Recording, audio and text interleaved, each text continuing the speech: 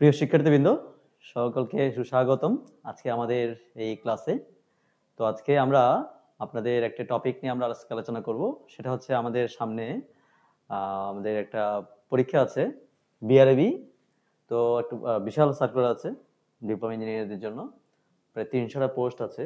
তো আমরা সেই প্রশ্ন কিভাবে কি প্রশ্ন আসতে পারে একটা কোশ্চেন প্যাটার্ন নিয়ে আমরা আজকে আলোচনা করব। তো বিআরএবিতে বিআরএবি আমরা কোশ্চেন প্যাটার্নে আলোচনা করবো। একটা বিষয় বলে রাখি, হ্যাঁ। তো বিআরএবির ডিরেক্টর একটা বিষয় বলেন, বিআরএবিতে যে পরীক্ষা দিতে আসবে তাকে পরীক্ষার প্রশ্ন নিয়ে একটু চিন্তা করতে হবে, হ্যাঁ। অর্থাৎ বিআরএবির কোশ্চেন সবসময় অ্যাজ ইউজুয়াল কোশ্চেন হয় না।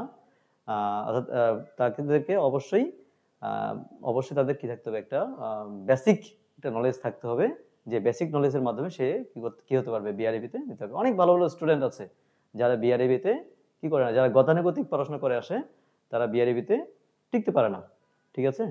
তো বিআরএবিতে টোটাল তিন ভাবে পরীক্ষা হয়, একটা প্রিলি, একটা রিটেন এবং ভাইবা। তো প্রিলি পরীক্ষার কয়েকদিনের মধ্যেই, হ্যাঁ, রেজাল্ট দিয়ে দেয় এবং যেদিন রেজাল্ট হয়, এটা ম্যাক্সিমাম ক্ষেত্রে এটা হয় যেদিন পরীক্ষা হয় তার একদিন অথবা 2 দিন পরেই কি করা হয়, রেজাল্ট দিয়ে দেওয়া হয়। এবং দ্বিতীয় দিন দ্বিতীয় দিন হচ্ছে তার রিটেন পরীক্ষা হয় এবং এর পরে ওই দিনই তার রিটেন রেজাল্ট দেওয়া হয় এবং পরের দিনই তার ভাই সাথে সাথে জয়েনিং, ঠিক আছে। তো খুব সুন্দর একটা জব। তো বিআরএবির ক্ষেত্রে কি ফ্যাসিলিটি আছে এটা আমরা আরেকদিন বলবো। আজকে আমরা জাস্ট সিলেবাস নিয়ে আমরা আলোচনা করব, ঠিক আছে। তো বিআরএবিতে দুই ভাবে প্রশ্ন হয়, একটা হচ্ছে ডিপার্টমেন্ট পার্ট, নন ডিপার্টমেন্ট পার্ট, একটা ডিপার্টমেন্ট পার্ট, ঠিক আছে। তো নন ডিপার্টমেন্টের পার্টের মধ্যে কি থাকে, নন ডিপার্টমেন্টের পার্টের মধ্যে বাংলা প্রথম এবং দ্বিতীয় পত্র। তো প্রথম পত্রের ক্ষেত্রে আমরা আসলে কিছু কিছু ক্ষেত্রে আমরা এর আগে যতগুলো বিআরএবি পরীক্ষা হয়েছে আমরা যেটা দেখেছি, বিআরএবি বাংলা প্রথম পত্রে শুধুমাত্র রবীন্দ্রনাথ, কাজী নজরুল এই দুইটা খুব ভালোভাবে পড়তে হবে, হ্যাঁ। আর বাকি যে কবি যদি আমি টোটালি নাও পড়ি এখান থেকে তেমন কোশ্চেন হয় না, ঠিক আছে। এক্ষেত্রে আমাদের এই বিষয়টা মনে রাখতে হবে, বিআরএবিতে বাংলা প্রথম পত্রের ক্ষেত্রে রবীন্দ্রনাথ, কাজী নজরুল ইসলামের খুব ভালোভাবে আমাদের ও প্রিপারেশন নিতে হবে, ঠিক আছে। এখানে কোনো গ্যাপিং রাখা যাবে না। এবং বাংলা দ্বিতীয় পত্রতে কোনো কিছুই গ্যাপিং রাখা যাবে না, খুব ভালোভাবে প্রিপারেশন নিতে হবে, কারণ বাংলা দ্বিতীয় পত্র থেকে প্রচুর পরিমাণে কোশ্চেন হয়, ঠিক আছে।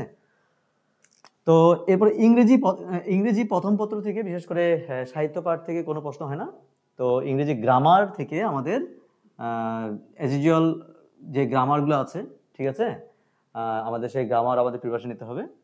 এরপরে ম্যাথমেটিক্স, আমরা বিসিএস প্যাটার্নের যে ম্যাথমেটিক্স প্রিপারেশন নেই, বিশেষ করে আমরা যদি ক্লাস 8, 9, 10, ঠিক আছে, এই 3 ক্লাসের যদি আমরা পড়াশোনা ভালোভাবে প্রিপারেশন নেই তাহলে মোটামুটি আমাদের ম্যাথ কভার হবে। বেসিক্যালি আমরা যারা ডিপ্লোমা স্টুডেন্ট যারা আছে, হ্যাঁ, যারা এসএই জবের প্রিপারেশন নিচ্ছে তাদের ক্ষেত্রে আমি দেখেছি তারা ম্যাথে বিসিএস প্যাটার্নটাকে ফলো করে, ঠিক আছে। তো ওইভাবে প্রিপারেশন যদি নিতে পারে মোটামুটি এই ম্যাথটা কভার হয়ে যাবে। তো আরেকটা টপিক হচ্ছে বাংলাদেশ বিষয়াবলী, খুবই গুরুত্বপূর্ণ টপিক বাংলাদেশ বিষয়াবলী। বাংলাদেশ বিষয়াবলী থেকে প্রচুর কোশ্চেন হয়। তো বাংলাদেশ বিষয়াবলী আমাদের ভালোভাবে পড়তে হবে এবং এর সাথে রিসেন্ট যে কোশ্চেনগুলো বিআরএবিতে সবচেয়ে বেশি যেটা করে, রিসেন্ট কোশ্চেনগুলো কি করা হয়, রিসেন্ট কোশ্চেনগুলো বেশি বেশি দেয়া হয়। সেক্ষেত্রে আমাদের রিসেন্ট কোশ্চেনগুলো সম্বন্ধে আমাদের ভালো আইডিয়া রাখতে হবে। তো রিসেন্টের ক্ষেত্রে আমি আন্তর্জাতিক এবং বাংলাদেশ বিষয়াবলী দুইটাই ভালোভাবে করতে হবে। কিন্তু আন্তর্জাতিক বিষয়াবলীতে আমরা যদি মোটামুটি অ্যাজ ইউজুয়াল যে কোশ্চেনগুলো আসে যদি সেগুলো দেখি তাহলে মোটামুটি আমাদের কাভার হয়ে যাবে। আন্তর্জাতিক বেশি প্রিপারেশন নিতে হবে না, যাদের প্রিপারেশন আছে তাহলে সেটা তাদের ক্ষেত্রে কোনো সমস্যা নেই। আর যারা মোটামুটি প্রিপারেশন নিতে চাই নর্মালি, তাদের ক্ষেত্রে আন্তর্জাতিক পার্টটা তেমন দেখতে হবে না, ঠিক আছে। তো এই ক্ষেত্রে আমরা একটা জিনিস করতে পারি, আমরা নর্মালি প্রিপারেশন নেব এবং প্রিভিয়াস সালের কোশ্চেনগুলো আমরা কি করতে পারি, একটু অ্যানালাইজ করতে পারি। তো যারা প্রিভিয়াস সালের কোশ্চেনগুলো নিয়ে আমরা আমাদের চ্যানেলে আমরা দিব, আপনারা একটু দেখে নেবেন। বিশেষ করে প্রিভিয়াস সালের কোশ্চেনগুলো যদি আমাদের একটু করা হয় সেখান থেকে 20 থেকে 30% কোশ্চেন আমাদের কমন আসে, ঠিক আছে।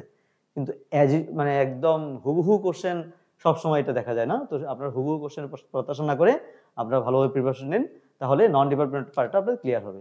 তো যেহেতু আমি ইলেকট্রিক্যাল ডিপার্টমেন্টের বিষয় বলছি, ইলেকট্রিক্যাল, ইলেকট্রনিক্স অ্যান্ড পাওয়ার, তো সেক্ষেত্রে এই 3টা ডিপার্টমেন্টের ক্ষেত্রে আপনারা ডিপার্টমেন্টে কিভাবে প্রিপারেশন নেবেন?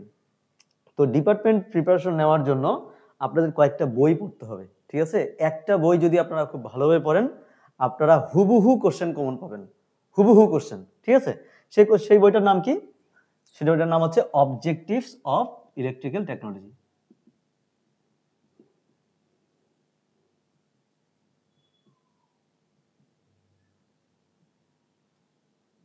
Objectives of electrical technology, VK Mehta. এই বইটা থেকে কোন কোন টপিকগুলো পড়বেন সেটা আমি বলি।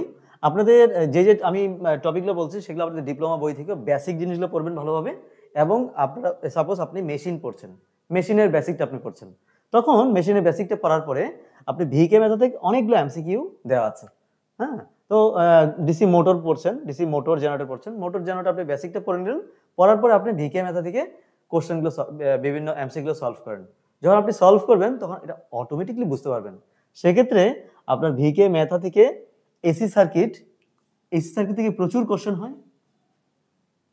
ডিসি সার্কিট খুবই গুরুত্বপূর্ণ, ডিসি মোটর জেনারেটর খুবই গুরুত্বপূর্ণ, ট্রান্সফরমার থেকে প্রচুর কোশ্চেন হয়, হ্যাঁ, ইন্ডাকশন মোটর থেকে প্রচুর কোশ্চেন হয়। এই কয়েকটা পার্ট থেকে খুব বেশি কোশ্চেন হয়। এবং ইলেকট্রনিক্স, তো ইলেকট্রনিক্সের ক্ষেত্রে সেমিকন্ডাক্টর একটা টপিক আছে আমাদের। এই সেমিকন্ডাক্টর টপিকটা আপনারা খুব ভালোভাবে করবেন, কারণ ওখান থেকে খুব ডিপলি কোশ্চেন হয়, ঠিক আছে? তাহলে ইলেকট্রনিক্সের মধ্যে 3টা পার্ট আছে, কয়েকটা পার্ট আছে আমাদের, আমি এগুলো মুছে দিচ্ছি।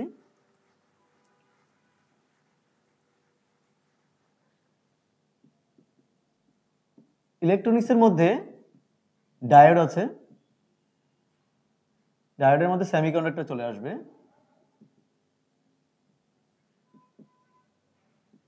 বায়াজিং, এই রিলেটেড টপিকগুলো চলে আসবে। তো সেমিকন্ডাক্টরের ম্যাটেরিয়াল সম্বন্ধে দেখা যাচ্ছে বিভিন্ন কোশ্চেন আসবে, বায়াজিং রিলেটেড কোশ্চেন আসবে। এর পরবর্তীতে ট্রানজিস্টর,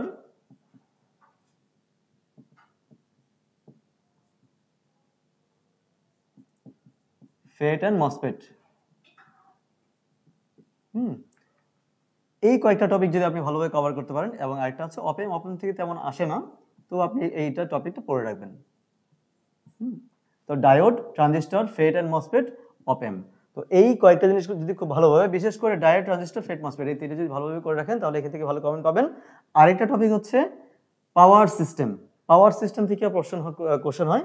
তো এটা বিশেষ করে এই যদি আপনি অবজেক্টিভ টাইপস প্রশ্ন পড়তে চান তাহলে আপনাকে কয়েকটা বিষয় কয়েকটা বই পড়তে হবে। সেটা হচ্ছে সবচেয়ে ফার্স্ট প্রায়োরিটি দেবেন হচ্ছে, আমি লিখে দিচ্ছি, আপনারা একটু লিখে নেবেন, objective of electrical technology. Number 2,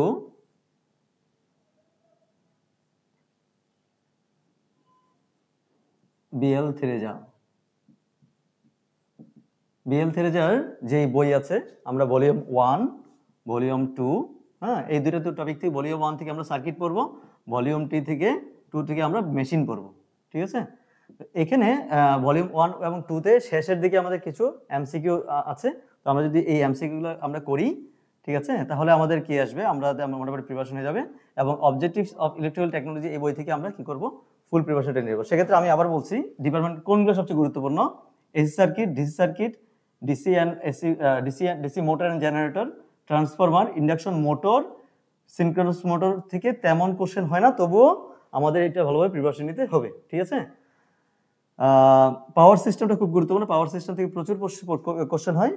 তো টেলিকম থেকে তেমন কোশ্চেন হয় না, কিন্তু অ্যাজ ইউজুয়াল ছোট বেসিক জিনিসগুলো আমাদের জানতে হবে। যেমন টেলিকমের মধ্যে কি আছে, এএম আছে, অ্যামপ্লিটিউড মডুলেশন আছে, হ্যাঁ, এরপরে ফ্রিকোয়েন্সি মডুলেশন আছে, এফএম, ডিএম, এরপরে দেখা যাচ্ছে